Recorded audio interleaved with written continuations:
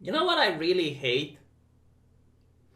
If you have, let's say, some art of an anime girl that focuses on showing the beauty of the feminine form, that gets censored by Sony. I never thought I would live the day where Nintendo doesn't censor, but Sony does. And yet here we are. But okay, like we get the morality of the issue, right? It's you shouldn't show lewdness. Yeah, my ass. The Last of Us 2 has been released, and there is this vile, I can't call it any other way, it is vile sex scene. It's not the fact that the sex in itself is vile or that I'm supposed to pay $60 to see ugly people fucking. It's the nature. It's the way that the scene is designed which makes it absolutely repulsive and grotesque. You see, the first thing that really bothers me is that Neil Druckmann, the person responsible for making the game, is a self-insert in that scene. I really wonder how the conversation went like. It's like, yeah, Abby, our new character, yeah, the transgender character, yeah. I want to be the one fucking it in the game. How did that conversation went with the artists? How did that conversation went with the screenwriters is something that I'm dying to know. Oh god, like if it was any other person than a self-insert, it would have been far less cringy. But this is cringy enough. And by the way, like I noticed this with the Powerpuff Girls. Like there was a controversy. I had a video on my channel that was removed where another one of the authors of the Powerpuff Girls self-inserted himself as a romance for Blossom. Yeah, like the Powerpuff Girls, they're kindergartens. That this is a they denied it. They say, "Oh no, you must be mistaken." But like the similarities are just mind-boggling. Yeah, no, it's like this character that comes up and Blossom is just lovey eyes and and like over him it's just weird, bewildering. I don't get it. Like I don't understand this self-insert fantasy that a lot of people that are progressive have in their art. Okay, so that's not the only point that I'm trying to make. The other part is the sex scene itself is it has no romance in it. Like it's devoid of anything, and it looks painful. Like I can't show it on YouTube because of terms of service, and it might get the video demonetized, if not age restricted. And I want as many people to see it because this is an important conversation to be had.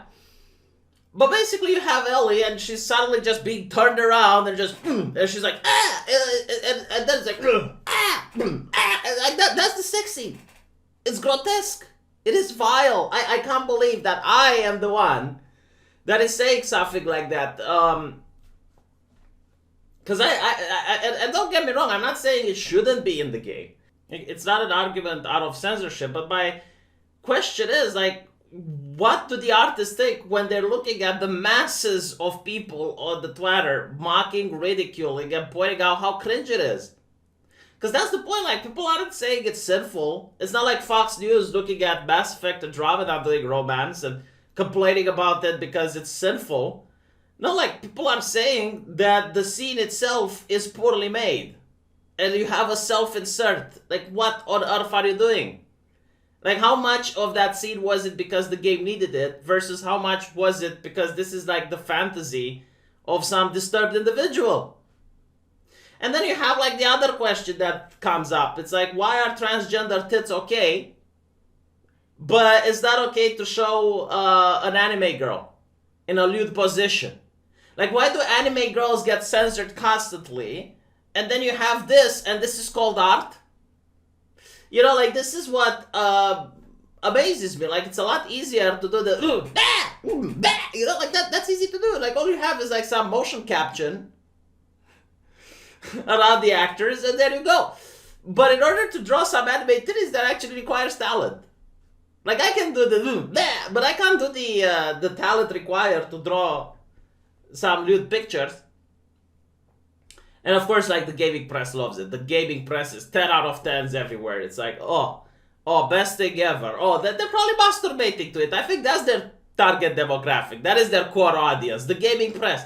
And because of the controversy with this game, And the controversy isn't like just the game itself, is the fact that they fired one of the most beloved women in the video gaming industry that was responsible for making Soul Reaver, was responsible for making the first Last of Us, was responsible for making the Uncharted series. They fired her. They constantly lecture about feminism while firing women from the video gaming industry. They DMCA people who were putting out stories and talking about the game, even without showing any footage whatsoever. And it was so ridiculous to the point where Sony DMCA'd themselves. And finally is the utter spite they have for the consumer, the actual person that puts food on their table. Like they are going to be really considerate and very careful about what the gaming journalist press thinks. Like those are the people they hold in prestige. They fly them over to hotels, they wine and dine them. It's like, oh, Masa, tell us what you want, Masa. You know, like that's the relationship between the gaming press and the game developers. And then when you look at the public, they treat you with such disdain that they know that the story they're making is going to aggravate you, like it's meant to offend you. But the moment that story leaks, they're livid because, well, you're supposed to be offended after you paid them the $60.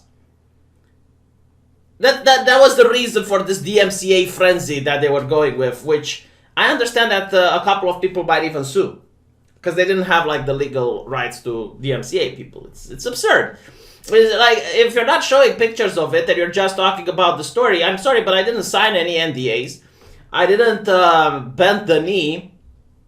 It's a story. You can talk about it. Like, you're not protected just because you're a company and you want to have secrets. You're not protected from the public talking about those secrets once they're out in the open. You know, the person that signed the NDA, yeah, you can sue him, but like once the secret is out, people can talk about it.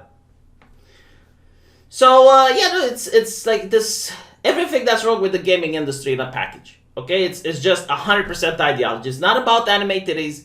It's not, like they don't even have principles. It's like an industry designed to piss off the consumer is how I can tell it.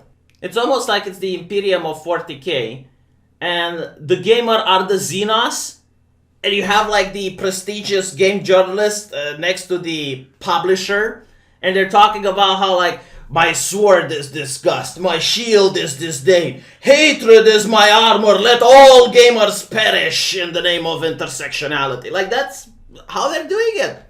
Like they're not even trying to reach out and find compromise with the consumer. They're not even like trying to find out what the consumer wants. Like no, the way it's established is that the game journalist speaks on behalf of the consumer, and while they do that, probably their entire comment section on their website is closed, and then the publisher listens to the game journalist that gets to say what the consumer wants, but in reality is what the game journalist wants, and then they're wondering that why their games aren't selling. I mean, you got a zombie game that doesn't have zombies in the trailers! They never talked about the zombies or anything like that. And they talk about how, revolutionary it is that they got a crouch button. Are you kidding me? Like, the gaming press, is this what you're advocates? I guess they have a crouch button in their game. Fantastic. The level of realisms are astonishing. And by the way, if you crouch, enemies are less likely to attack you because you're in stealth mode. If I wasn't live streaming this shit so that I can make fun of it and convince other people not to buy it, I wouldn't buy it. Like, there is no way I would have bought this game. And I still didn't buy it. Someone actually paid me on Subscribestar to play it because like they think it's funny and they want to see the game. I'll probably play it on my live stream. I hope I can manage to get through it. Like, from what I see, it's one of the most cringiest games ever. Yeah, instead of talking about the zombies and, you know, like the action and horror elements of it, we're like, and then it fades to black. Like, again, I'm not against sex scenes, but make them tasteful. Like, at least make them so it doesn't scar me for life. Like, this image that I have seen is going to remain with me for the next couple of days. What is wrong with you? But anyway, right, let me know what you think.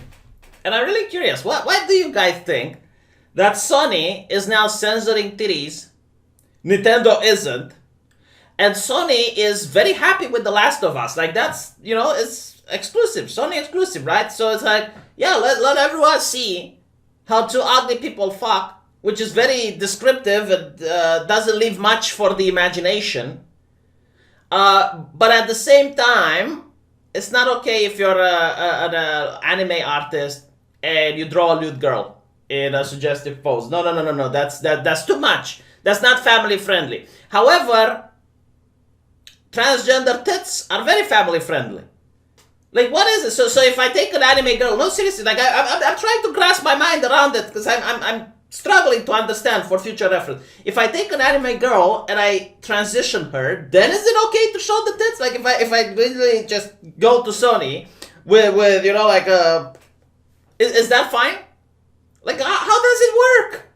Someone please tell me. Let me know.